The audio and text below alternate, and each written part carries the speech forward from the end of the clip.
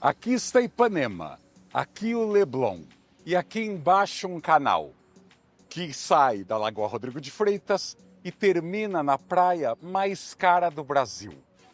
Tinha tudo e tem até nome de parque, e de ser um grande parque, mas nunca deu certo. Jardim de Alá, e o nome não tem nada a ver com Alalaô, mas que calor. Na verdade, era o filme que estava passando na época da inauguração e o nome pegou, ao contrário do parque. E ele vai virar uma concessão privada, sim, um parque como os de São Paulo. E isso está provocando um braço de ferro entre moradores, prefeitura e a concessionária, mais agitada que qualquer novela da Globo. No episódio de hoje, vou falar do Jardim de Alá e de outras concessões e bens públicos pouco aproveitados na cidade maravilhosa.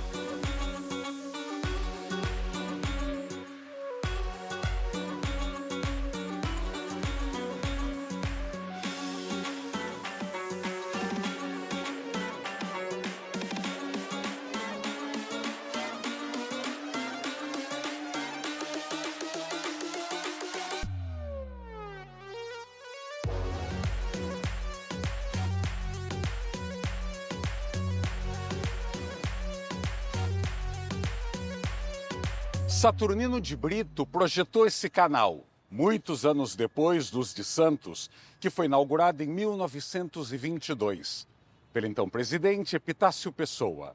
Mas só no final dos anos 30 ele virou um parque. Nos anos 50 foi remodelado e a cada 20 anos sofre uma reforma. A última, aliás, do então prefeito César Maia, mas nunca pegou. Aliás, era tratado como um alçapão. Como ele está bem abaixo das ruas vizinhas, era usado apenas como parcão, onde os passeadores de cachorros trazem os animais da vizinhança, algumas babás também trazem bebês, a terceirização aí do cuidado dos filhotes, e bem, assaltos também aconteciam. Tanto que foi uma das primeiras praças do Rio de Janeiro a receber grades. Sim, porque era muito fácil se esconder nessa praça abaixo do nível da rua.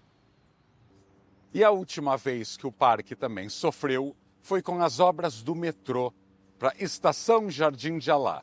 Não é só o metrô de São Paulo que não cuida muito do urbanismo depois que as estações ficam prontas. O daqui também deixou o parque meio desfeito. Nunca surgiu um bilionário local ou uma associação de vizinhos que patrocinasse playground, parquinho, reformas e especialmente manutenção deste parque longo entre alguns dos bairros com metro quadrado mais caro do Brasil. E aí o prefeito Eduardo Paes decidiu fazer uma concessão. Sim, houve a licitação para que alguém explorasse essa área e pudesse colocar lojas e restaurantes num nível que não ficasse muito acima da rua, e em troca teria que reformar e cuidar do parque, e criar quadras e arborizar mais ainda. E especialmente criar serviços também para Cruzada. Nunca ouviu falar da Cruzada? A Cruzada São Sebastião foi um projeto piloto desenvolvido por Dom Helder Câmara, seja da Igreja Católica, e o presidente Café Filho. A ideia era acabar com as 150 favelas que existiam à época no Rio de Janeiro e oferecer moradia. E nesse caso surgiram 10 prédios modernistas com quase 1.000 apartamentos. A primeira chave foi entregue em 1957. Aliás, era vizinho à favela do Pinto, que sofreu um incêndio na década seguinte. Por muitos e muitos anos, a relação da Cruzada com o Leblon foi inexistente. Aliás, havia denúncias que até as escolas públicas do Leblon não recebiam alunos que morassem na Cruzada. Aliás, ambos viviam aí de costas para o outro. Nos anos 80, o governo começou a dar as escrituras para os moradores, a parceria governo federal com a igreja não existia mais e, bem, não houve gestão da Cruzada. Então, entre o tráfico de drogas, que cresce muito no Rio nos anos 80, a má manutenção e até invasão de áreas comuns com puxadinhos para novos moradores sem escritura, bagunçou de vez a cruzada. Apenas nos anos 2000, a região e o próprio conjunto habitacional melhoraram. Mas a relação pouco amigável ou quase sem relação entre a cruzada e o Leblon persistiram. Há 2 anos surgiu um vencedor para a concessão da prefeitura, mas as obras acabam de começar. Sim, começou um cipoal jurídico e um embate entre associações de moradores, a concessionária e a prefeitura, então a obra está se arrastando. E muitos investidores ficam se perguntando, será que a segurança jurídica para que o resultado do concurso seja respeitado? A prefeitura estipulou algumas exigências, que 80% da área sejam divididos entre parque, área verde, quadras e serviços para os moradores, incluindo aí os da cruzada. E 20% dessa área terá restaurantes e lojas, algo que realmente falta nesta área, mas o como é sempre uma grande dúvida. A concessionária promete investir 120 milhões de reais na reforma desta área e começar a exploração por 35 anos da concessão. Eu me esforcei em entender a oposição dos moradores, que simplesmente exigiam, por que não virar apenas um parque? Bem mantido, restaurado, seguro e iluminado, com playgrounds e tudo mais. Sim, no mundo ideal, isso aconteceria em toda a cidade do Rio de Janeiro, e não só no Leblon e no Ipanema, que já são áreas muito privilegiadas e com uma praia na cara. Mas aí por esse mesmo raciocínio, a gente teria favelas seguras, por que não? No Rio de Janeiro inteiro.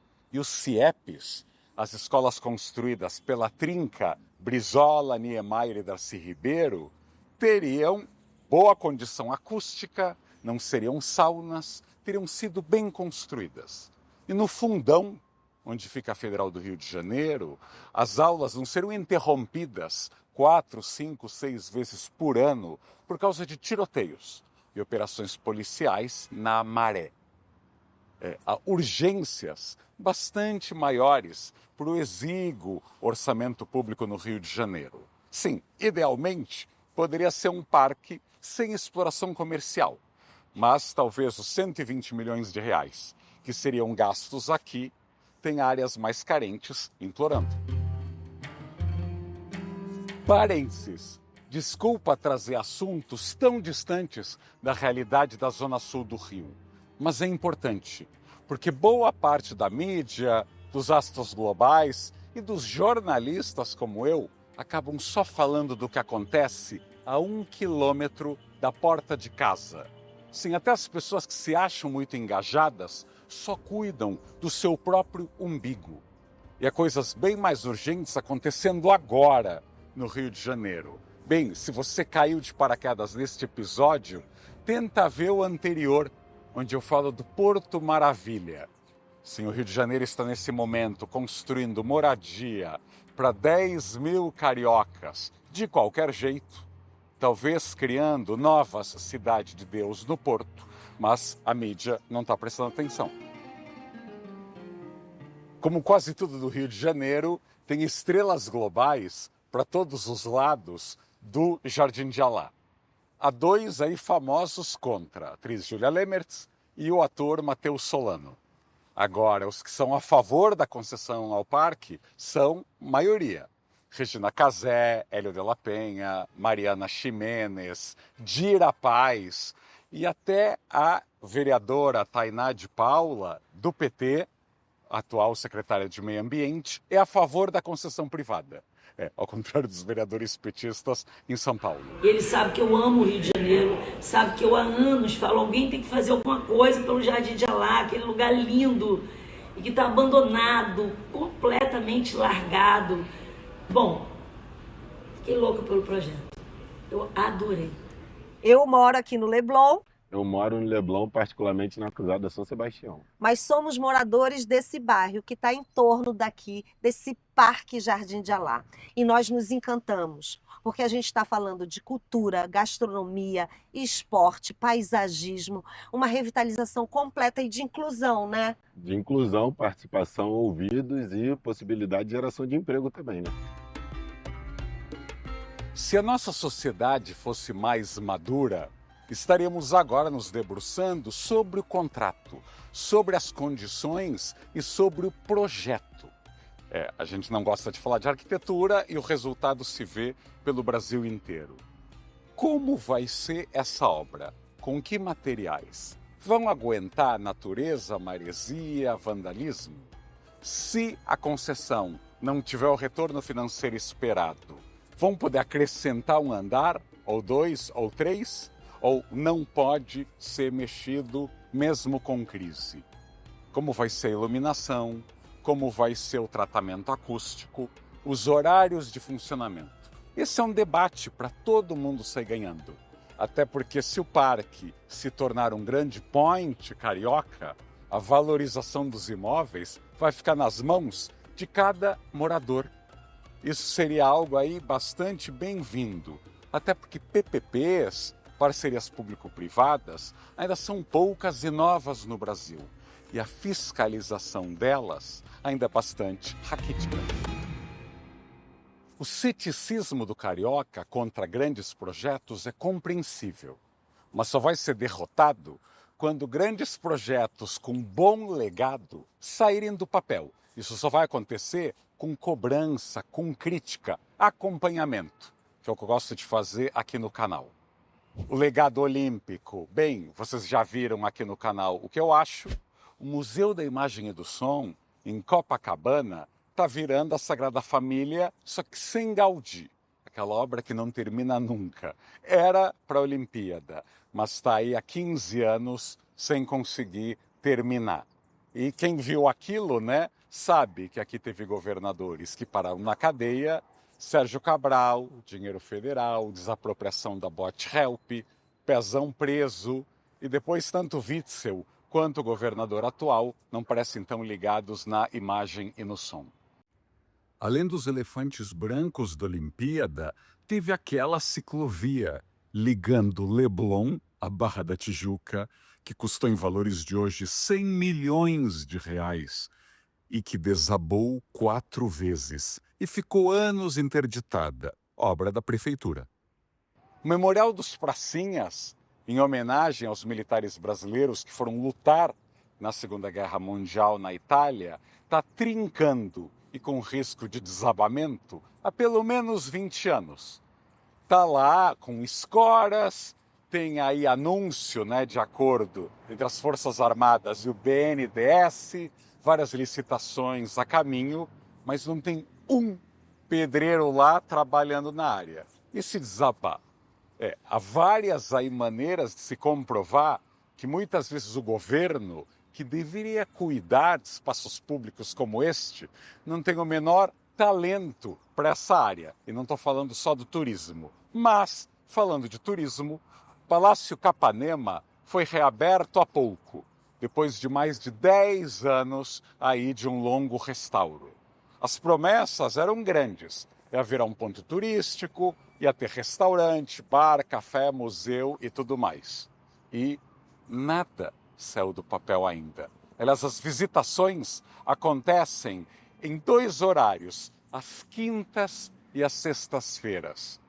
Não acharam funcionário público para abrir o Palácio Capanema de fim de semana, num balneário turístico como o Rio de Janeiro.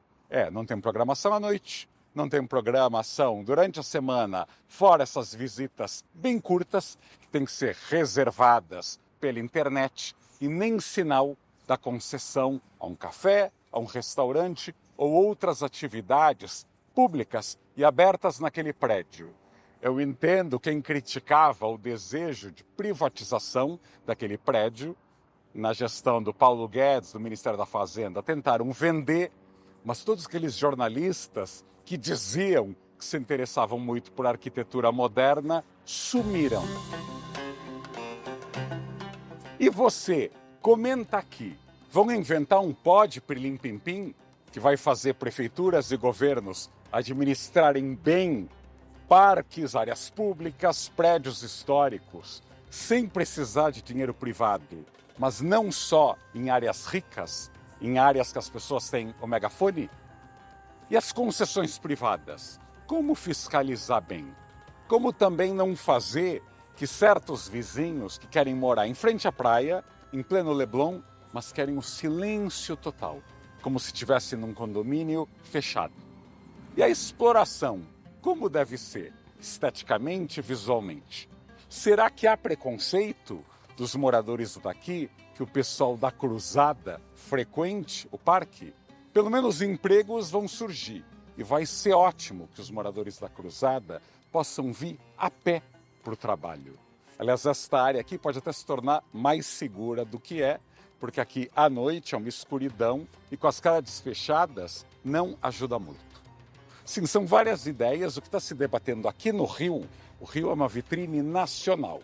Se esse projeto virar um parque super vivo e um lugar que crie muita arrecadação, muitos empregos e mais segurança para a área, pode ser copiado no resto do Brasil.